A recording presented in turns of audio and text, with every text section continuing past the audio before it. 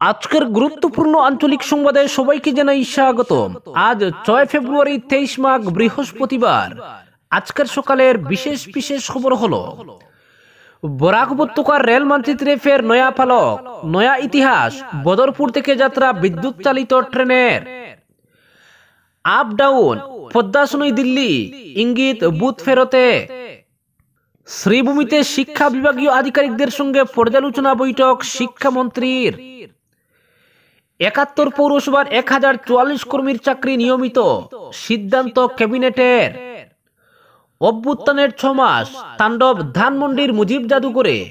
বঙ্গবন্ধুর বাড়িতে রাতভর হামলা বিপ্লবী ছাত্র জনতার। রাক্ষুসে জাটিঙ্গা গিলে খাবে বসত বাড়ি, আতঙ্কে বড়খলার মানুষ। এবং সর্বশেষ খবরটি হলো মুখ্যমন্ত্রী সেনাপতি আর আমি তার সৈনিক, বললেন বিধায়ক জাকির লস্কর। বন্দুকমারায় আবাসিক মডেল হাই স্কুলের উদ্বোধন। এবারে শুনুন বিস্তারিত খবর। বরাক উপত্যকার রেল মানচিত্রে ফের নয়া ফলক, সেই সঙ্গে বদরপুরের ইতিহাসে নতুন অধ্যায় সংযোজিত হলো বুধবার। এদিনই বদরপুর থেকে প্রথম বৈদ্যুতিক ইঞ্জিনের মাধ্যমে একটি পণ্যবোঝাই ট্রেন ত্রিপুরার জিরানিয়ার উদ্দেশ্যে যাত্রা করলো। এদিন সন্ধ্যা 7:30 নাগাদ সম্পূর্ণ বিদ্যুৎ চালিত ট্রেনটি রওনা দেয়। জানা গেছে ট্রেনটির লোকোমোটিভ নম্বর 28471। এই ঐতিহাসিক যাত্রার মাধ্যমে বদরপুর রেলওয়ে বিভাগ বিদ্যুৎ চালিত ট্রেন চলাচলের এক নতুন যুগে প্রবেশ করলো। এদিন ট্রেনটির সফল যাত্রার সময় উপস্থিত ছিলেন senior locomotive section engineer, senior section engineer, বদরপুরের স্টেশন সুপারিনটেন্ডেন্ট ও পুরো টিম। ট্রেনটির ক্রু হিসেবে দায়িত্ব পালন করেন loco pilot Radha Kumar, loco pilot R K Gupta এবং ট্রেন ম্যানেজার অনুপম বিশ্বাস। প্রসঙ্গত, এভাবে বেশ কয়েকটি পণ্যবাহী ট্রেন চলাচলের পর বিদ্যুৎ চালিত যাত্রী ট্রেন চলাচল শুরু হবে। অবশ্য রেলের নিয়ম অনুযায়ী যাত্রী ট্রেন চলাচল শুরুর আগে সিআরএস ইন্সপেকশন হবে এবং সিআরএস এর সবুজ সংকেত পেলে বিদ্যুৎ চালিত যাত্রী ট্রেন নিয়মিত চলাচল শুরু হবে। তাছাড়া বদরপুর রেলওয়ে বিভাগে বিদ্যুৎ চালিত ট্রেন চলাচল শুরু হলে ট্রেন চলাচলের খরচ অনেক কমবে। এতে ডিজেল ইঞ্জিনের উপর নির্ভরতা যেমন কমবে, তেমনি যাত্রী ও মালবাহী ট্রেন চলাচল আরো গতিশীল হবে। এই প্রযুক্তিগত উন্নয়ন বদরপুর রেলওয়ে বিভাগের জন্য এক গুরুত্বপূর্ণ মাইলফলক হিসেবে বিবেচিত হচ্ছে। উল্লেখ্য, শিলচর আগরতলা রুটে গত কিছুদিন থেকেই বিদ্যুৎ চালিত ট্রেন চালু করার জন্য কোমর কষে মাঠে নেমেছিল রেল বিভাগ। জনগণের দাবির প্রতি গুরুত্ব দিয়ে আধুনিক পরিষেবা দিতে এবার উদ্যোগী হয়েছে বিভাগ। আশা করা হচ্ছে আগামী কয়েক মাসের মধ্যেই বিদ্যুৎ চালিত যাত্রী ট্রেন চলাচল শুরু হয়ে যাবে। এতে এই রুটে চলাচলের সময় যেমন কমবে, তেমনি যাত্রী সুবিধা আরো স্বাচ্ছন্দ্যকর হয়ে উঠবে বলে মনে করা হচ্ছে। অপরদিকে শ্রীভূমিতে শিক্ষা বিভাগীয় আধিকারিকদের সঙ্গে পর্যালোচনা বৈঠক শিক্ষামন্ত্রীর। রাজ্যের শিক্ষা বিভাগের মন্ত্রী ডক্টর রনজ পেগু বুধবার শ্রীভূমি শহরে এসে বিকাল 5টায় জেলা আয়ুক্ত কার্যালয়ের সভাকক্ষে উত্তর করিমগঞ্জের বিধায়ক কমলাক্ষ দেব পুরকায়স্থ ও রাতাবাড়ির বিধায়ক বিজয় মালাকারের উপস্থিতিতে শিক্ষা বিভাগের দায়িত্বপ্রাপ্ত অতিরিক্ত জেলা আয়ুক্ত মিনারবা দেবী আরামবাগ, সহকারী আয়ুক্ত প্রিয়াঙ্কা ইয়ামনাম ও স্কুল সমূহের পরিদর্শক নীলম জ্যোতি দাস ও শিক্ষা বিভাগের অন্যান্য আধিকারিকদের সাথে এক পর্যালোচনা বৈঠক করেন। শিক্ষা বিভাগের এই পর্যালোচনা বৈঠকে বিদ্যালয়গুলিতে ছাত্রছাত্রীদের পর্যাপ্ত উপস্থিতির হার নিশ্চিত করতে সংশ্লিষ্ট আধিকারিকদের প্রয়োজনীয় পদক্ষেপ নিতে নির্দেশ দেন। জেলার যেসব অঞ্চলের বিদ্যালয়ে শিক্ষার্থীদের উপস্থিতি কম, তার সঠিক কারণগুলি নির্ধারণ করে সেগুলিকে শুধরে নিতে এবং ছাত্রছাত্রীদের স্কুলে আসার প্রতি আকৃষ্ট করে তুলতে সচেতনতা তৈরি করার জন্য বিভাগীয় আধিকারিকদের প্রয়োজনীয় পরামর্শ দেন। এছাড়া গণোৎসবের সময় বাহ্যিক মূল্যায়ন করা স্কুলগুলো পরিদর্শনের সময় যেসব পরিকাঠামোগত ত্রুটিগুলি চিহ্নিত করে সেগুলি সমাধান করতেও বিভাগীয় আধিকারিকদের নির্দেশ দেন। পাশাপাশি বিদ্যালয়গুলির স্মার্ট ক্লাসগুলো যেন 100% চালু থাকে সেই ব্যাপারে প্রয়োজনীয় পদক্ষেপ নিতে পরামর্শ দেন। স্কুলগুলির একত্রীকরণের জন্য যেসব ত্রুটি রয়েছে সেগুলি অতি সত্বর সমাধানের ক্ষেত্রে সংশ্লিষ্ট আধিকারিকরা যেন প্রয়োজনীয় পদক্ষেপ গ্রহণ করেন সে ব্যাপারে ব্যবস্থা গ্রহণ করতে নির্দেশ দেন। ছাত্রছাত্রীদের মধ্যে মধ্যাহ্নভোজন যেন পর্যাপ্ত পরিমাণে বিতরণ করা হয় সেই ব্যাপারেও বিভাগীয় আধিকারিকদের তদারকি করার নির্দেশ দেন। শিক্ষা সেতু অ্যাপ সংক্রান্ত যে কোনো সমস্যা বা ত্রুটি বিচ্যুতি সম্পর্কে মন্ত্রীকে অবগত করালে তিনি সেই অ্যাপের ত্রুটিগুলি সমাধান করার আশ্বাস দেন। এই বৈঠকে আধিকারিকরা শিক্ষা বিভাগের বিভিন্ন সমস্যার সমাধানের বিষয়েও মন্ত্রীকে অবগত করান এবং প্রত্যুত্তরে মন্ত্রী সেই সব সমস্যাগুলির দ্রুত সমাধানের আশ্বাস দেন। বৈঠকে মন্ত্রী আরো বলেন যে শিক্ষা বিভাগের বর্তমানে গৃহীত পরিকল্পনাগুলি বাস্তবায়িত করতে বিভাগের তরফ থেকে সম্পূর্ণ প্রচেষ্টা চালানো হচ্ছে। এদিনের বৈঠক শেষে তিনি সংবাদ মাধ্যমের মুখোমুখি হয়ে শিক্ষা বিভাগের উন্নয়নে গ্রহণ করা বিভিন্ন পদক্ষেপ সম্পর্কে অবগত করেন। অপরদিকে আপ ডাউন পদ্মাসনেই দিল্লি, ইঙ্গিত বুথ ফেরতে। অবশেষে কি 2.5 দশক পর দিল্লির মসনদে প্রত্যাবর্তন করছে বিজেপির? শেষমেশ জয়ের হ্যাট্রিক কি অদরাই থাকছে আম আদমি পার্টির? বুধবার দিল্লি বিধানসভার বুথের পর বিভিন্ন বুথ ফেরত সমীক্ষা এমন ইঙ্গিতই পাওয়া যাচ্ছে। অন্তত 60টি সমীক্ষায় বিজেপিকে স্বস্তিজনক অবস্থানে এগিয়ে রাখা হয়েছে। আবার কয়েকটি সমীক্ষা এগিয়ে রয়েছে অরবিন্দ কেজরিওয়ালের দল। তবে প্রতিটি সমীক্ষা একটি ব্যাপারে নিশ্চিত, দিল্লিতে এবারও বিপর্যয়ের মুখে পড়ছে কংগ্রেস। বড়জোর 2 থেকে 3 আসনে রাহুল গান্ধীর দল জিততে পারে, এমনটাই ইঙ্গিত অধিকাংশ সমীক্ষায়। চাণক্য স্ট্র্যাটেজি, জেবিসি, পি মার্কের মতো সংস্থার সমীক্ষায় বিধানসভার 70 আসনের মধ্যে বিজেপিকে ন্যূনতম 35 থেকে সর্বোচ্চ 45 কেন্দ্রে এগিয়ে রাখা হয়েছে। অন্যদিকে উই প্রিসাইড, মাইন্ড ব্রিঙ্কের মতো সমীক্ষায় আপকে 44 থেকে 52 আসনে এগিয়ে রাখা হয়েছে। আবার ম্যাট্রিজের সমীক্ষায় ত্রিশঙ্কু বিধানসভার ইঙ্গিত রয়েছে। এই সংস্থার হিসাবে আপ 32 থেকে 37 ও বিজেপি 35 থেকে 40 আসনে জিততে পারে।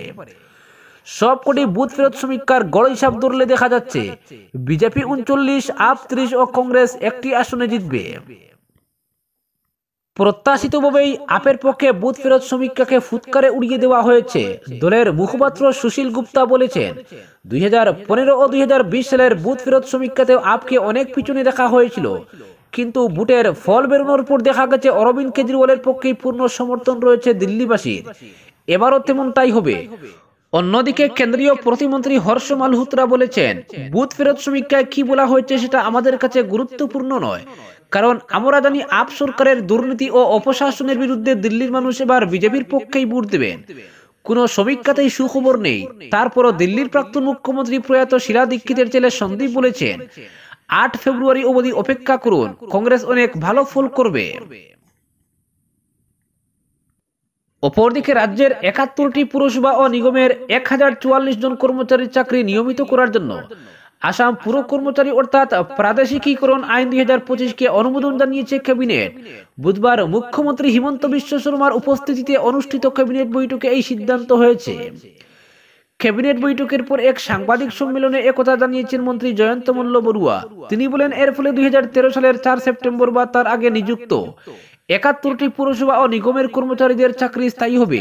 এছাড়াও ক্যাবিনেট বৈঠকে আসাম নগর জলাশয় অর্থাৎ সুরক্ষা ও সংরক্ষণ আইন 2025, খসড়া ও আসাম মাধ্যমিক শিক্ষা অর্থাৎ প্রাদেশিকৃত বিদ্যালয় সেবা অর্থাৎ 5ম সংশোধনী আইন 2025-কে অনুমোদন জানানো হয়েছে। মন্ত্রী বড়ুয়া বলেন, সুলভ মূল্যের দোকানের লাইসেন্স নবীকরণের মেয়াদ 3 থেকে 5 বছর বৃদ্ধি করা হয়েছে। এজন্য আসাম গণবিতরণ অনুচ্ছেদ আদেশ 2025 অনুমোদন জানিয়েছে ক্যাবিনেট।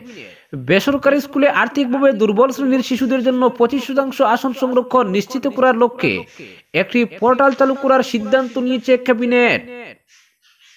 অপরদিকে অভ্যুত্থানের 6 মাস, তাণ্ডব ধানমন্ডির মুজিব জাদুঘরে।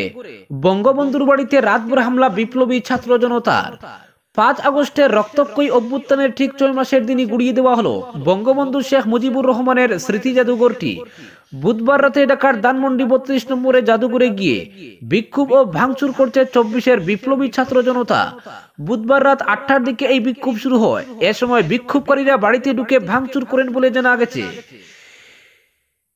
32 নম্বর এলাকায় বিপুল সংখ্যক বিক্ষোভকারী মিছিল করেছিলেন এবং স্বৈরাচার, ফ্যাসিবাদ ও আওয়ামী লীগ বিরোধী বিভিন্ন স্লোগান দেন। প্রত্যক্ষদর্শীদের বিবরণ অনুযায়ী কয়েকশো মানুষ বাড়ির ভিতরে প্রবেশ করে যে যেভাবে পেরেছেন বাড়ির বিভিন্ন অংশ ভাঙার চেষ্টা করেন। বাড়িটি বুলডোজার দিয়ে গুড়িয়ে দেওয়ার দাবি জানিয়ে বাইরে স্লোগান দেন কয়েকশো মানুষ। এর আগে জুলাই গণ অভ্যুত্থানের মুখে পালিয়ে ভারতে অবস্থান নেওয়া স্বৈরশাসক শেখ হাসিনার ভাষণ দেওয়াকে কেন্দ্র করে ফেসবুকে ধানমন্ডি 32 অভিমুখে বুলডোজার মিছিলের কর্মসূচির ডাক দেয় 24-এর বিপ্লবী ছাত্র জনতা। পাশাপাশি মার্চ টু ধানমন্ডি 32 কর্মসূচির ঘোষণা করা হয়। এদিকে বুধবার রাতে নিষিদ্ধ ঘোষিত ছাত্র সংগঠন ছাত্রলীগের ভেরিফাইড ফেসবুক পেজে শেখ হাসিনার ভাষণ প্রচারের কথা রয়েছে। একে কেন্দ্র করে এদিন বিকেলে ধানমন্ডির 32 নম্বরের বাড়িটি গুড়িয়ে দেওয়ার হুঁশিয়ারি দিয়ে ফেসবুকে একাধিক পোস্ট দেন ইনকিলাব মঞ্চের আহ্বায়ক ও জাতীয় নাগরিক কমিটির সদস্য শরীফ উসমান হাদি। অভ্যুত্থানে অংশ নেওয়া শিক্ষার্থী ও অনলাইন অ্যাক্টিভিস্টরা ঘোষণা দেন, ঠিক যে সময় শেখ হাসিনা বক্তব্য দেওয়া শুরু করবেন তখনই ধানমন্ডি 32 নম্বর ভবনে ভাঙচুর চালানো হবে, তবে তার আগেই রাত 8টার দিকে সেখানে ঢুকে ভাঙচুর শুরু হয়ে যায়। অপরদিকে রাক্ষুসে জাটিঙ্গা গিলে খাবে বসত বাড়ি, আতঙ্কে বড়খোলার মানুষ। রাক্ষুসে জাটিঙ্গার হুমকির মুখে বড়খোলা প্রথম খণ্ড। যে গতিতে পার ভেঙ্গে চলছে জাটিঙ্গা, কাছাড় জেলার মানচিত্র থেকে গ্রামটি হারিয়ে যাওয়ার আতঙ্ক গ্রাস করেছে স্থানীয়দের। কমেও 40টি বসত বাড়ি সহ প্রায় 40 বিঘা জমি নদীগর্ভে তলিয়ে যাওয়ার প্রহর গুনছে। গত কবছর ধরে এই জায়গায় নদী ভাঙ্গন শুরু হয়, কিন্তু এ নিয়ে হেলদোল নেই বিভাগীয় কর্তৃপক্ষের। এ পর্যন্ত কোনো পদক্ষেপই করেনি সংশ্লিষ্ট বিভাগ, এমনটাই অভিযোগ। ফলশ্রুতিতে প্রতি বছরই 10 থেকে 12টি পরিবার গৃহহীন হচ্ছে। অনেক মন্ত্রী বিধায়কের পদধূলি পড়েছে ভাঙ্গনস্থলে। সময়ে সময়ে পরিদর্শন করে গেছেন তারা, তবে পরিদর্শনই সার। ভাঙ্গন রোধে কোনো প্রকল্পই গৃহীত হয়নি। হতাশ বড়খোলা প্রথম খণ্ডের বিপর্যস্ত মানুষ ফের একবার বিভাগীয় কর্তৃপক্ষের দৃষ্টি আকর্ষণ করেছেন। নদী গহ্বরে বিলীন হওয়া থেকে তাদের রক্ষা করার আর্জি জানিয়েছেন তারা। অপরদিকে মুখ্যমন্ত্রী সেনাপতি আর আমি তার সৈনিক, বললেন বিধায়ক জাকির। বন্দুকমারায় আবাসিক মডেল হাই স্কুলের উদ্বোধন। ফের মুখ্যমন্ত্রী ডক্টর হিমন্ত বিশ্ব শর্মার প্রশংসায় পঞ্চমুখ হাইলাকান্দির বিধায়ক জাকির হোসেন লস্কর। এবার তিনি মুখ্যমন্ত্রীকে আসামের সেনাপতি এবং নিজেকে তার সৈনিক হিসেবে অভিহিত করলেন। হাইলাকান্দি শহরের উপকণ্ঠে বন্দুকমারা এলাকায় প্রধানমন্ত্রী জনবিকাশ কার্যক্রমের অধীনে 30 কোটি টাকা ব্যয়ে নির্মিত একটি আবাসিক মডেল হাই স্কুলের উদ্বোধনী অনুষ্ঠানে বক্তব্য রাখছিলেন বিধায়ক জাকির। 7 মিনিটের ভাষণের শুরু থেকে শেষ পর্যন্ত মুখ্যমন্ত্রীর প্রশংসায় মুখর ছিলেন তিনি। বিধায়ক জাকির দাবি করেন, রাজ্যের 99% মানুষ মুখ্যমন্ত্রীকে ভালোবাসেন এবং তার সঙ্গে রয়েছেন, আর বিরোধিতা করেছেন মাত্র 1% স্বার্থান্বেষী ব্যক্তি। তিনি নিজেও মুখ্যমন্ত্রীকে ভালোবাসেন এবং তার উন্নয়নমূলক কর্মসূচিকে এগিয়ে নেওয়ার জন্যই কাজ করছেন বলে উল্লেখ করেন। এদিন তিনি আরো দাবি করেন, মুখ্যমন্ত্রীর দূরদর্শিতার ফলে অসমমালা প্রকল্পের অধীনে হাইলাকান্দি দুয়ারবন সড়ক আধুনিকীকরণের কাজ দ্রুত গতিতে এগিয়ে চলেছে। এছাড়া পূর্ব হাইলাকান্দি অঞ্চলে কোনো কলেজ না থাকায় সবাই বিধায়ক জাকির মডেল হাই স্কুলটিকে ভবিষ্যতে কলেজে রূপান্তরিত করার প্রস্তাবও দিয়েছেন। উল্লেখ্য, মুখ্যমন্ত্রীর সঙ্গে ঘনিষ্ঠতার অভিযোগে গত 24 November AIUDF supremo Badruddin Ajmal বিধায়ক জাকির হোসেনকে দল থেকে বহিষ্কার করেছিলেন। আজকের বিশেষ সংবাদ এখানেই সমাপ্ত।